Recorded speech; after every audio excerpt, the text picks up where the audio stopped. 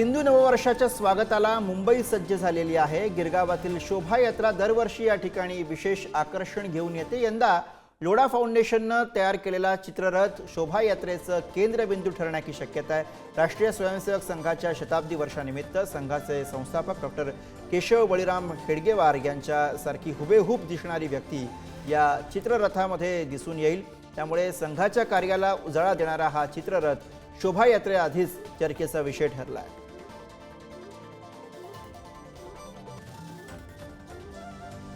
धर्मांसाठी प्रत्येक महाराष्ट्रीयांसाठी महाराष्ट्रामध्ये रहनेवाले राहायचे प्रत्येक लोकांसाठी नववर्ष एक चैतन्य वर्ष आहे, सुरुवात आहे, नवीन सुरुवात आहे आणि जीवनामध्ये एक नया अध्याय सुरू होत आहे। या वर्ष विशेष असा आहे की छत्रपती शिवाजी महाराजांचे राज्याभिषेकचे 350 वर्ष पूर्ण झाले, ज्यातून आम्ही संस्कार घेतले ते राष्ट्रीय स्वयंसेवक संघाचे 100 वर्ष पूर्ण होत आहे। ते एकत्र करून आम्ही एक चित्ररथ तयार केलेला आहे। भारताचे नागरिकांना भारतामध्ये सर्वोच्च स्थान मिळावं हासाठी जे काही आम्ही सर्वजण मिळून प्रयत्न करत आहे, लोकांचा आशीर्वाद यांना मिळाला आहे, ते सर्व एकत्र करून आम्हाला चित्ररथ तयार केलेला आहे।